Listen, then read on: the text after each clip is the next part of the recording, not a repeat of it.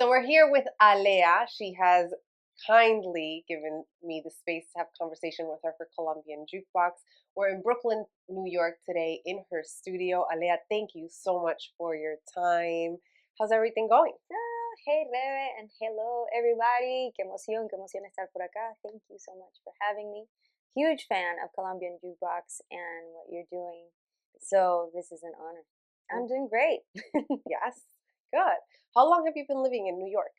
It's been 8 years now that Wow, I've been living in New York. Yeah. wow, that English is perfect. Thank you.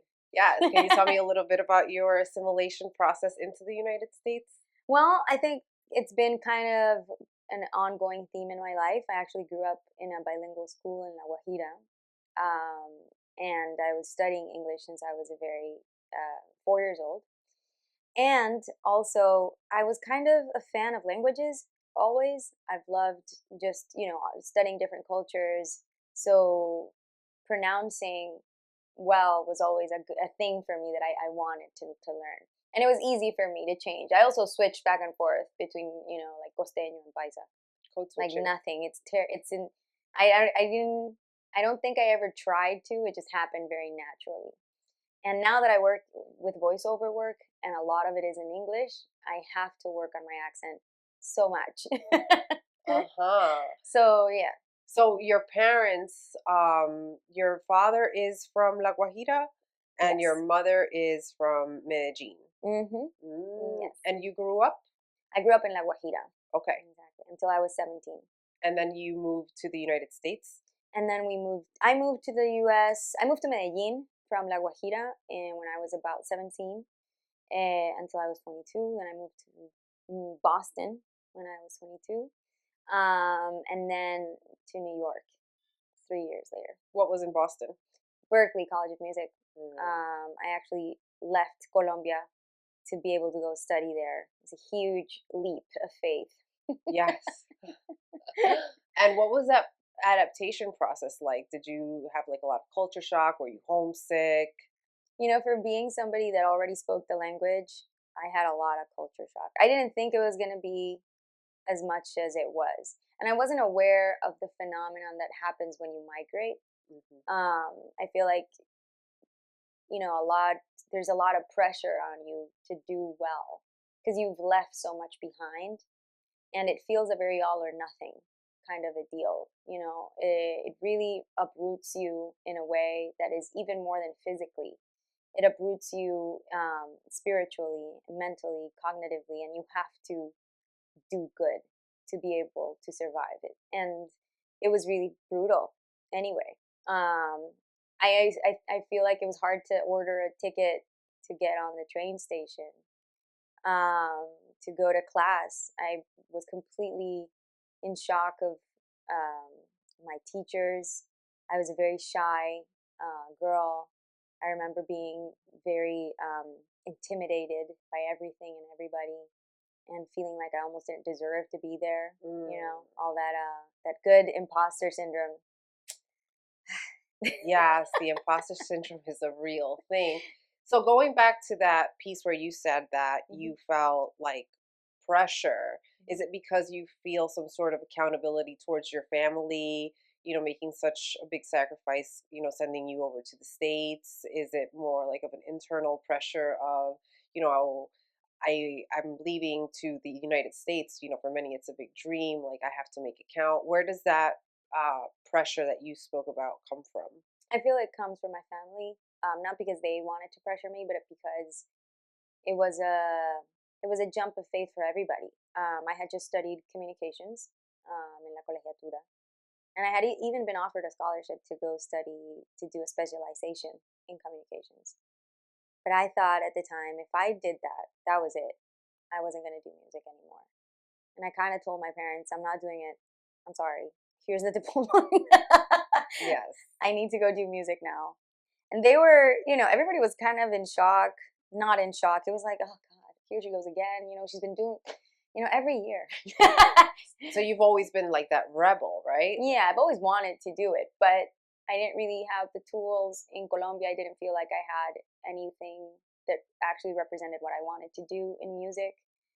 at the time, there wasn't as many Latin alternative bands or fusion genres in Colombia. I feel like everybody stayed kind of in their lane. There was a few things here and there, but people tried to kind of respect, cumbia es cumbia, vallenato es vallenato, and pop is pop culture and all of that. And even though you could mix pop with a few things, it felt very either Carlos Vives or like Shakira had already done it. But there was no room for the other stuff that I think was trying to brew outside of that.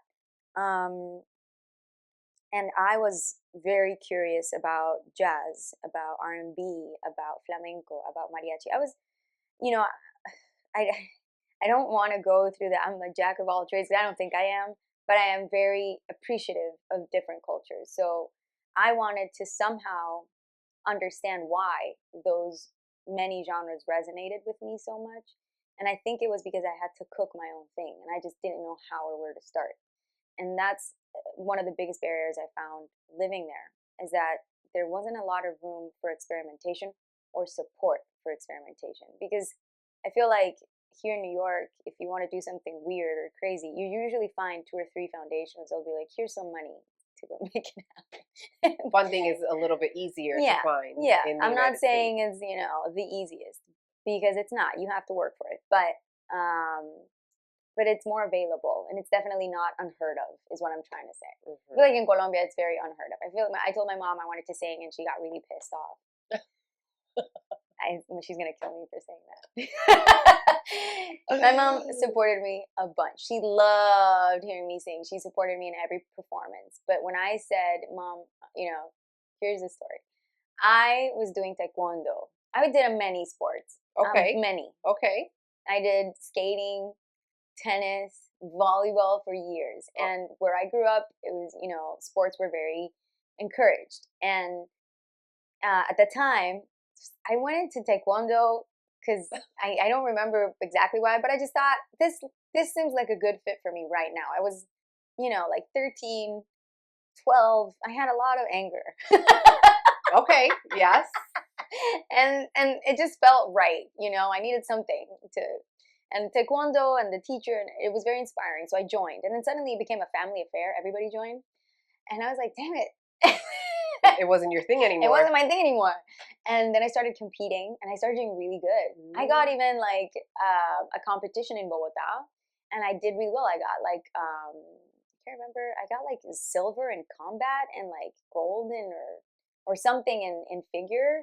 And I remember I was very proud of that, but I was like, shit, now people are gonna think I want to do this. I want to be a singer. And then it kind of hit me. I have to tell them, or they're going to keep pressuring me. And that's what was happening. Right. My teacher was like, so, Maria Alejandra, because that's Maria Alejandra is doing really well, Nora. I mean, I think you should, we should take her to like the regionals or whatever, or, tell her to compete in this other place. And I was like, yeah, that's not happening. So I told my mom, and I think she stopped talking to me for like 2 weeks. She was like, what? Nah, but then she was like, okay, if you're going to sing, you're going to sing the right way. You're going to be the best. She's like, you're not going to be singing on no bus. No offense to anybody who sings on buses. But I think for her, it was like, you got to make a business. You got to make it sustainable. You got to make it, the best form of art as possible. You're not going to be doing no half-assed shit at this point. That's a very focused, empowered woman that you had behind you. Oh, 100%. My great. mom is, wow. I've always wanted her to be like my manager, but at the same time, I don't. It's really crazy. I can imagine having moms like that's mom managers, man. Mom or dad managers don't always work out. Yeah, well. we've seen the stories so many times where it just doesn't work out. Something always seems to go wrong. Something always seems to go wrong. So I think it's for the best. It's for the best. So yeah, that was growing up over there, and that little story with growing up with a very hyper-focused upbringing in sports and arts and everything. And I was doing everything. I was acting, dancing, singing, in every talent show, every little thing, whatever my teachers were coming up with. I was always that student. There was the art student, the artist. I got excused from a lot of stuff. Because you were doing art? Yeah. Nice. Thanks to my teachers. Yeah. So you came to Berkeley, Mm-hmm. and how did that transition from Boston to New York happen? Well, I started performing with a band in New York called Folklore Urbano. And under the direction of Pablo Mayor and Ana Mayor, I was working with them, doing classes and teaching, and also performing in different venues with them. And I was like the lead singer for a while. And it just kind of made sense to kind of make the move. I didn't want to move to New York. I came here the first time, and my bus like landed in Chinatown. It smelled like you know what it smells like in Chinatown in the summer. Yeah. Yeah, that's what it smelled like. And I was like, hell no. It's funny because like you see New York in the movies, you see New York in the videos, and everybody just sees Fifth Avenue and like the yellow taxis, and like no one has any idea how horrible New York smells in the summer. In the summer and in the winter too. Like like you're on the subway and like everybody just takes it as a urinal, and New York is all great and stuff, but like the smell of New York is not the smell of New York. I don't wish it on anybody. Yeah. And I never thought I'd adapt this much to living here, to be quite honest. So what has New York been like to you? How has New York treated you? Because this is not an easy city. I was warned by not one or two, more than 3 people warned me. Watch out, because you're going to burn out in New York. Right. New York's going to spit you out in 2 years. I'm going to see you come back because you're not going to make it. Can you imagine people saying that shit to you? And I was like, yeah, okay, sure, but let it be my story, not yours to tell. So let me go try it. And at that point, I was fearless, man. I had left my country. I had left my family. I had left a boyfriend I wanted to marry. I had left like my band. I had left a great job working in musical theater. You survived Berklee. I survived Berklee. I mean, hell. By then, yep. I was like, New York, come on, man. Piece of cake. I was like, I'll do this. Like 2 years, what is it? If I get the visa, if I get the artist visa, I'll stay, Okay. Whatever that time permits. And then they gave me that too. So that was the first 3 years. And New York gave me so much freedom as a woman, as an artist. It was like the city that gave me permission to do whatever the hell I was dreaming of. And that is something for what I am the most grateful to this city. I feel like even though in other places I've been, I found my way around it, I've been free here, other artists that I found that have been, even freer, more just experimental, risk-taking in genres. And that kind of gave me the ovaries. Yes, the ovaries. To do it and to launch whatever I was dreaming of. Like even something like, how, I don't know if it's the same for everybody, but I always thought that the only way to have dancers on stage for a show of mine would ever be if a label or something something invested in my show, and I could slowly, I could build a big show when I was ready to, when they came and discovered me or whatever. And then in New York one day I was like, I want dancers. How can I make this happen? And like I applied for a residency at this school at Greenwich House Music School. They have a residency called Uncharted Music Series. That's what I was thinking of. Yes. And they awarded me a residency at their school, and I used it to put the show how I envisioned it. And I wanted 2 dancers with choreography, with me dancing. And that meant me having to step up my game and, learn how to breathe different and play instruments and dance and sing and talk to the crowd and direct a band and do all those things and lead it because I was giving that opportunity. I don't know if that's something that would have happened in another place. Maybe. But I'm so happy it happened here. Great. So New York kind of gave you the permission to blend and explore other genres, which is what you were looking for in Colombia that you couldn't really see I was doing it. I would just received a lot more backlash. Uh, I always have done it regardless, but uh-huh. people just don't like it. Yes, people don't like different. Oh no. Hmm. Now people are like, "Oh my god, your music's so cool." But you should have heard me 2016. I had an album that was much jazzier. That I had just it was an EP actually that I had just released in after graduating Berklee. It was like my proyecto de grado, my graduation project, and I here people loved it. There was a lot of great reviews on it, and we were performing it. I had a septet, and I took that septet to Colombia to perform for 2 weeks in Medellín, Barranquilla, Bogota. And that's your first self-titled album, That was right? my first self-titled album and my first self-financed tour, Oh, and it was insane. We did all that, and still we were received sometimes, with interviews like, but fusion, you do fusion, and fusion isn't like good. Like, you're messing with genres. Like, I don't know if I like what you do. That's how we were received in some radio stations. oh wow. And it's crazy. Some radio stations would be super open to it. They wouldn't really know how to address it. They were like, oh, this is interesting. Yes. It's like, oh, nice. Mm. But I love how from 2016, 2024, the change in the discourse, in the conversation around fusion, Latin alternative, experimental music has completely changed. It's even become mainstream. Yes, it is mainstream. Yes. Hmm. And so you came to New York. Mhm. You talk to me a little bit about the production of Alborota. Okay. That album is my favorite. I identify with this album from soup to nuts. Talk to us a little bit about that. So Alborota is a huge, big deal for me. Hmm. This album really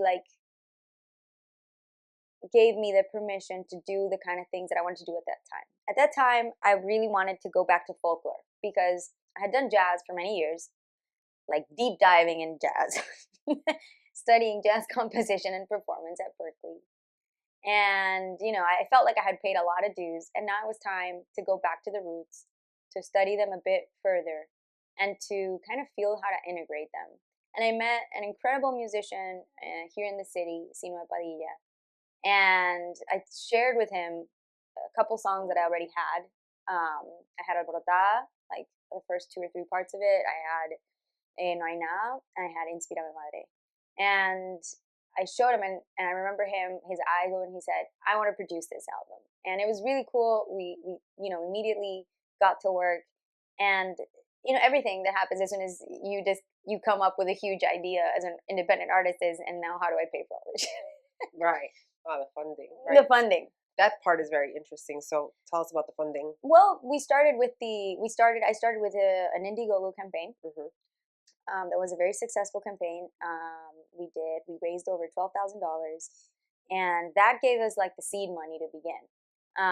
With that, we paid for the recording of like I'd say in reality it paid like at least 60% of the recording and the video clip because I wanted to record everything and do everything, but I didn't know how to ask for more money. I felt even guilty asking for money. Hmm. It's so weird. We have this terrible culture with that. And I come from Latin America. You know how it is. There's you can't, ask for money. It seems like you're almost begging or Right. something terrible.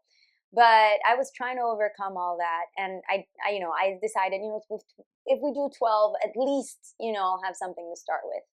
And that actually was because we started releasing that, and that brought more money, and we brought more shows, and it sold more shows, and at least we got some video clips out that we did in Colombia and here in New York, and everything DIY, hiring people that you knew that were starting in filmmaking or people that had great ideas and they just wanted to collaborate with us, and it just became a very like community thing. And I love the fact that alborota, which isn't actually, the word is alborotada, but it became a word.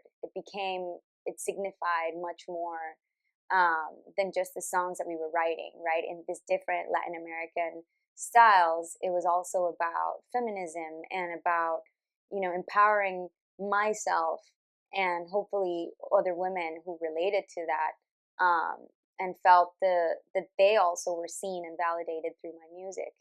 Hmm. That was like the biggest thing for me, because I was called an alborotada. It was literally, that's the first lyrics of the song. Así me decían chiquita. Oye, niña alborotada. It was literally what my grandma would say all the time, or like, people in Barrancas where I would go visit, like my dad's family, and that was a bit much, Yeah. You were a lot. I were a lot. I was always on a show. I was always, that kid that's always performing for their parents. That was you? Do you have brothers and sisters? 2 sisters, Older? Lina and Paula. One older, Paula, and a younger one, Lina. Okay, you're the middle child. I am You had to shine bright at the all middle times. child. I had to make it happen. Yeah, you had to make it happen. You had to shine bright. Yeah. All right. Nice. Mm-hmm. Yeah, that album. How long did it take you to crowdfund that 12,000? Well, we did the initial. The initial was a month. We did it in 30 days. And then, but actually releasing the album took like 4 years. Because we did that 2018. We started releasing music and videos in 2019. And then the pandemic hit, 2020. And every plan we had just kind of went to the, you know where it went. Yeah. Everybody's plans went to the gutter. So as the world paused, and we paused too, I kind of decided, well, let me keep releasing singles. So I released 3 other singles in 2020, against all odds and against all kind of personal, crazy stories that happened to me that year. I went through some of the most devastating things that I think anyone can go through personally as a woman. And somehow I kept going. Which were the 3 singles? We released in 2020, I believe it was Échale Sal, Tú Solo Tú, and I'm missing one. I think Aire Guajiro. I think it was those 3. I might be wrong. Somebody correct me. Yeah. Leave it in the comments. Yes, there you go. And how often are you going back to Colombia? Well, recently I've been going as much as I can. My sister just went through cancer, actually, and it was the reason why I'd been traveling to Colombia almost as soon as I could. I think I'd went like 5 times last year. She's so close to my heart, and see her going through that suffering, and her son, the 2-year-old, and trying to defy all odds and beat it, and it was one of the bravest things I've ever seen anybody do. Oh yeah, that must have been difficult. Well, yeah, being away. I mean, this is the thing that people, I don't know if people get it, but it is important to go outside your comfort zone to do it. But you're sacrificing a lot while you do it, all the time. Yes, absolutely. It's not easy being far away from, family and home. I think that's kind of answers your first question on the pressure. It feels all or nothing, because this all has to have been for something. Yes. It feels like that, right? Like we always feel like when you leave, I left. Right. I left New York to go to Colombia, and there you go. I feel the pressure, right? It's real. Yeah, that's hard. So you're traveling back to Colombia to visit family. What do you feel like is your relationship with Colombia after living in the United States for so long? It's a good question. So I think my relationship with Colombia after I left is a complicated one. Why? We all have a very complicated relationship with Colombia. But it feels like, I feel like I'm used to complicated relationships at this point. I have a complicated relationship with La Guajira. I love La Guajira, but La Guajira is a complicated place. I have a complicated relationship with Medellín, but Medellín is a complicated place. I have a complicated relationship with New York. New York's a complicated place. Yes.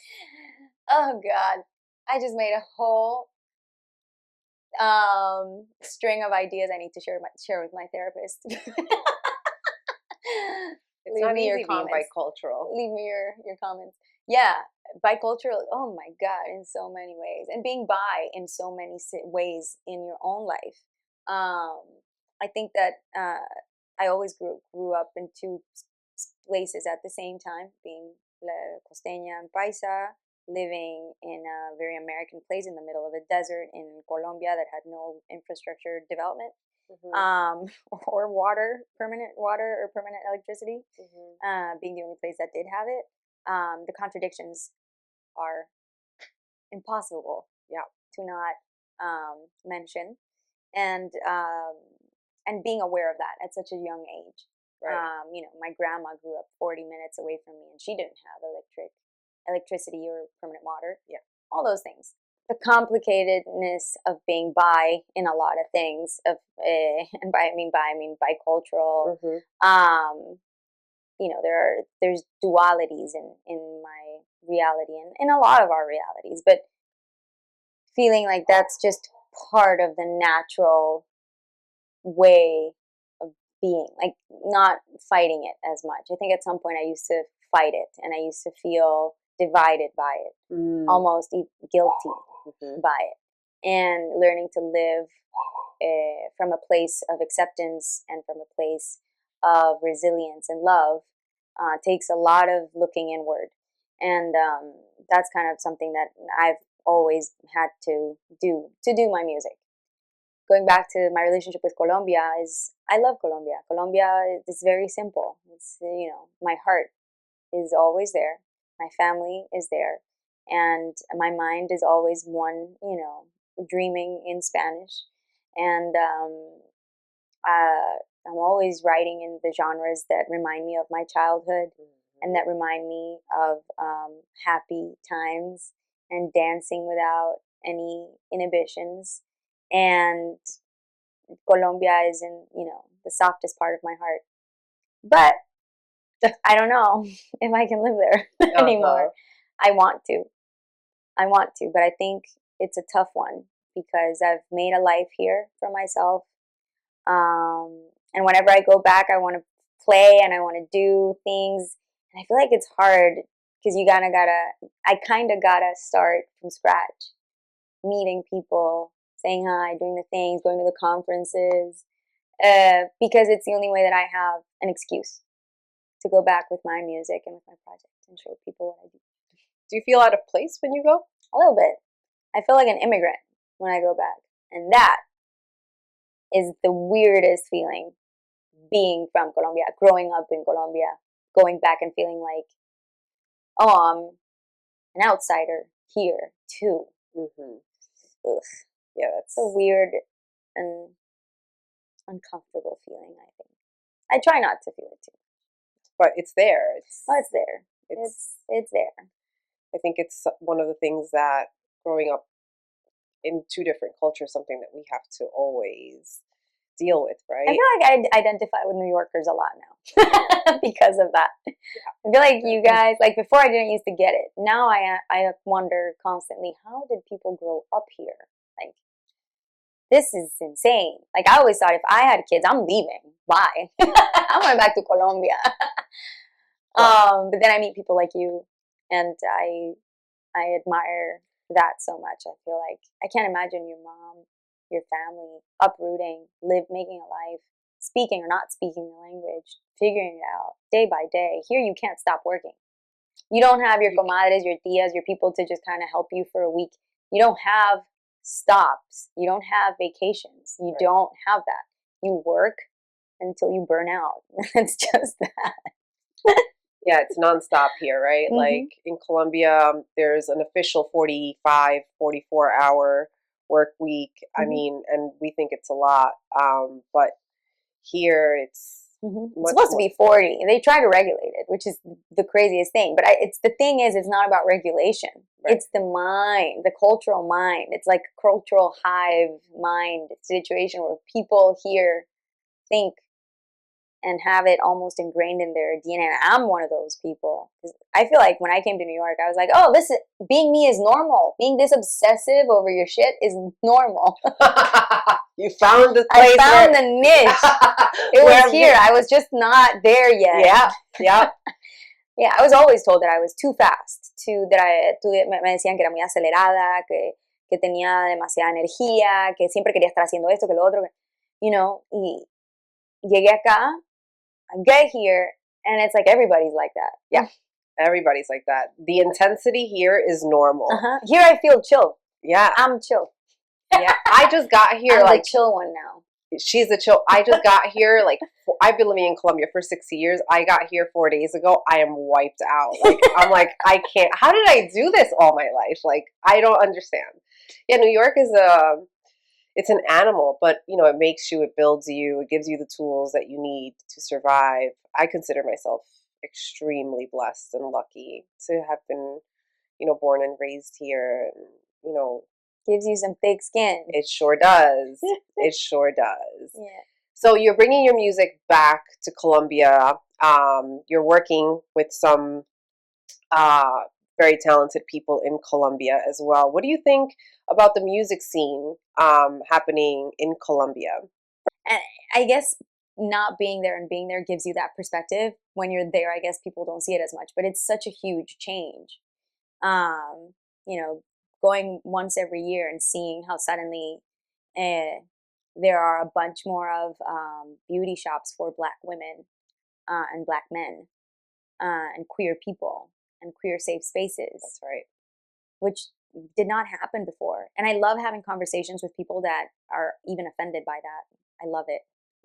Because that means that it is happening, that people are getting uncomfortable, and they do have to start asking themselves, then how does this affect me, and what can I do about it, and how can they be a part of the conversation in a way that is hopefully helpful. Yeah, I think that the pandemic in Colombia, locked us up. And I think it gave us a space to really think and, ask ourselves like the hard questions. And I mean, I think it was happening way before that, but I feel like the music scene in Colombia, the local indie music scene in Colombia is something. It exploded. Yeah. It exploded. Now, yeah, like I feel it's interesting because before when I used to go back and bring my music, I was the odd, weird one.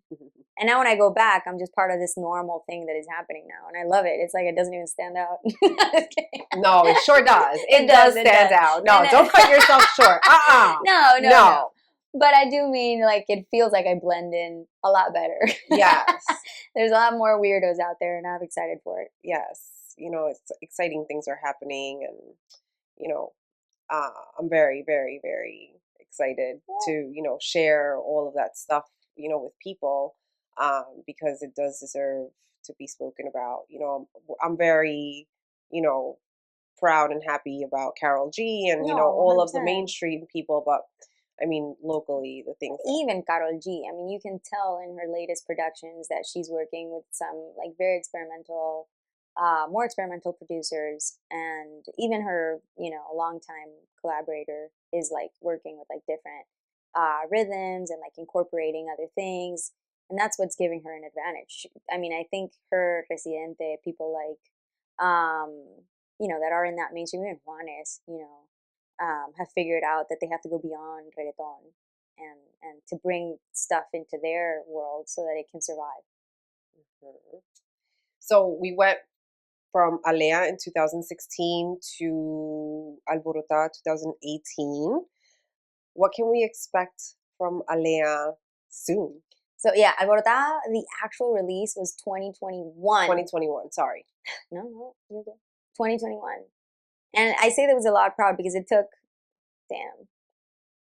4 years to bring that album to life. Like from zero to a full released album with tour, with performances, with live dancers. Damn, it was huge. It was a huge part of my life. And if you want to do a master class in anything, do your own shit. Figuring it out, that's what'll give you the Facts. tools. Facts. Try it on your own, then write a class about it. Yes. But what can you expect from me now? What's coming? So much is coming. Mm-hmm. So much is coming.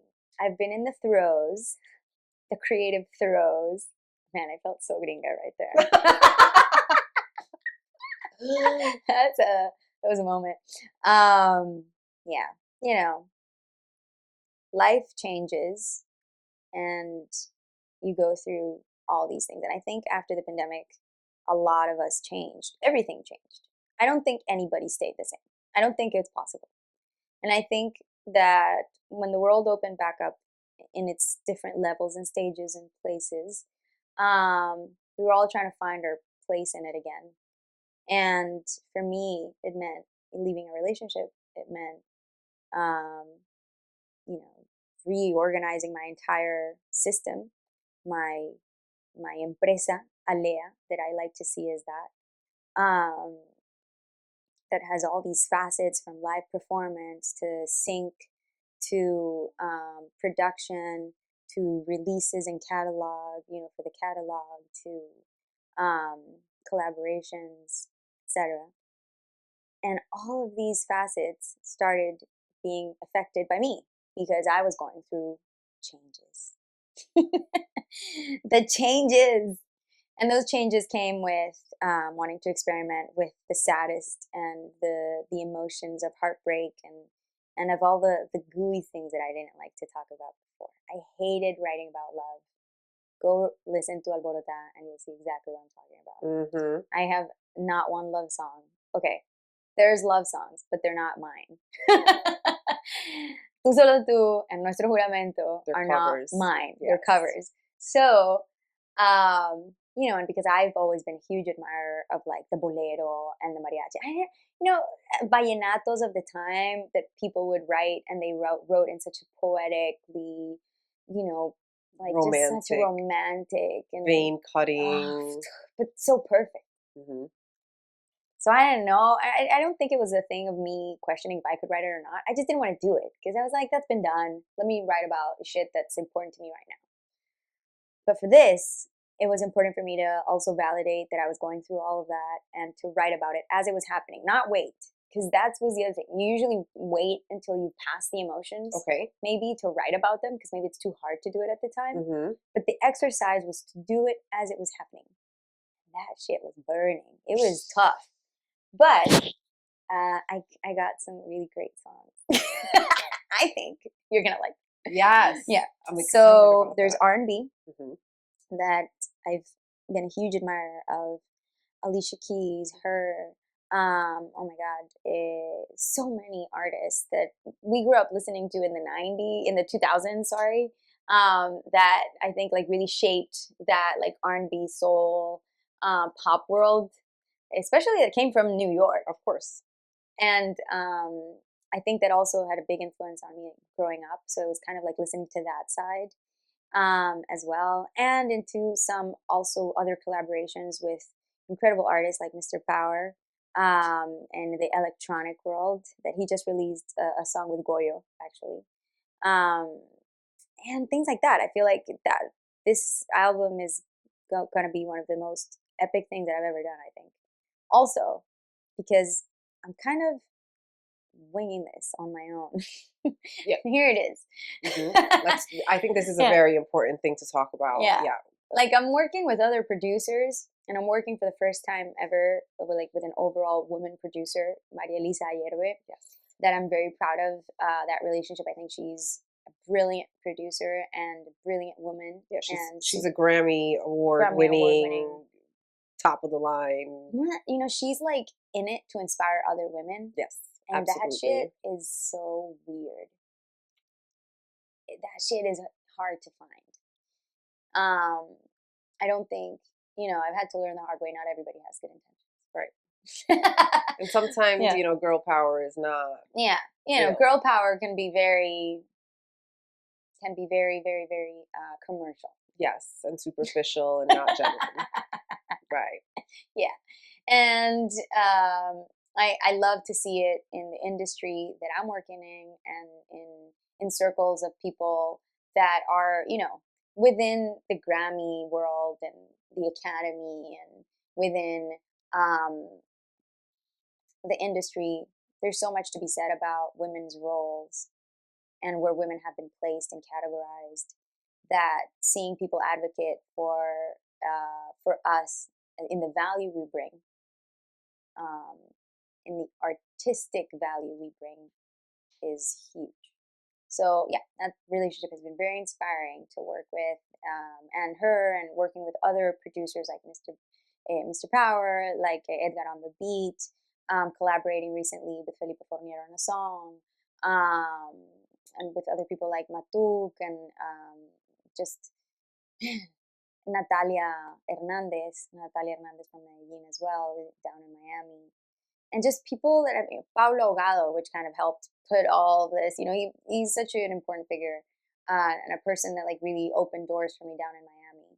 And it's been really huge to kind of see all this coming together, and to see what you're gonna think, because we already recorded a lot of this, and I just got Rebe here an exclusive. Yes, I heard. My skin just crawled. I'm very excited for it. It's very raw. It's what's coming is wonderful. It just reinforces my belief that you're a very talented person. There's a lot of fire behind you, and you can count with our support at always. This is your house. Thank you. I'm excited. It's a deeply personal album, but it's also deeply celebratory of the journey of recognizing those emotions. And I think that's a really hard thing to do. I don't think we're educated in emotional lyricism. Is that a word? Like emotional language. And that's, math is great. We should definitely give that in school. And do you think literacy? That's what I was emotional literacy. Exactly. Yes, absolutely. And do you think this lack of emotional literacy, I like that. Yes. We work well together. Do you think that this is something that is lacking like globally, or do you think it's like a cultural thing that you were lacking, like because in Colombia it's we have to be strong, and we don't really shed a lot of light on talking about emotions. I feel like here in the United States we're trained a little bit to talk about how we feel, not as much as we're starting to talk about it now, but do you feel like it's a cultural thing? I definitely feel it's generational. Uh-huh. I think it's definitely generational. I think our parents didn't get to talk as much about it, and I think that wasn't passed down to us in the same way. They did their best. No offense to anybody. This isn't you didn't do and we didn't do kind of a deal. Right. We're not right finger pointing. Yeah, but it's evident as I talk to more and more friends, and we kind of all arrive at the same conclusions almost at the same age, and you're like, oh shit, how did we not know about this before? How did we not know that burnout was a thing? How did we not know about emotional responsibility in a relationship, for example? How did we not know about violence not being only physical? About violence also being gaslighting. There are so many things that you just learn, I guess, later on as they happen to you. But just as you're put in situations where you're learning math and they're like problem solving, how many apples this person is left with, that's the kind of thing that's like, if this person says this but this person says that, then how many does this person think or believe in themselves anymore? Right. Did I just like make a new subject? I feel like I did. For high school, I'm not saying to go further, but I do feel like it's very important. And to answer your question, I think it's generational. I think it is cultural. I think we are a very happy country, but happiness isn't just this thing that goes outside and is about celebrating all the time and being exuberantly joyous. Right. It's also about acceptance, and it's also about being genuine with yourself and authentic, and finding the roots to that place. And it doesn't feel very safe to talk about those things with everybody. And opening those spaces up through an album like this one, which is called Deja que se rompa todo, is the best thing that I think I'm doing to honor that kind of moment. Shit kind of moment. That's this album. Lo los aprendizajes Los aprendizajes. de todo lo que, de todo lo que se rompe. Deja que se rompa todo. When can we expect that album out? Fully, man, that's a huge question. You know, as an indie artist, if I had the means, I could have this album out by August, but I don't, and I have to fundraise a lot, and I'm still applying to a lot of scholarships. If you know of anything, hit me up. And I don't have a huge label behind me, Right? and all of that. So I'm releasing it, self-financing it as much as I can, working with different people in that level, and it's amazing also to see how much you can get people behind you when you're being honest and genuine with your ideas through an album like this. So this year we're going to see 3 singles. We might see more, but that's for the future to tell. Okay. And I think by next year. Can we share the name of the first song? Yes. With the first song is called Sol de Mediodía, and it's going to be out in April. Excellent. I am really excited for everyone to hear this song. It is amazing. It is beautiful. And it will definitely make the playlist as soon as it comes out. Alea, thank you so much for your time. I really enjoyed this conversation. I am sure our viewers have enjoyed this also. Yay. Thank you, Ray, for having me. It's been wonderful again to talk to you. Your questions always so insightful and always makes me feel at home. So thank you. Thank you for sharing my story. Thanks.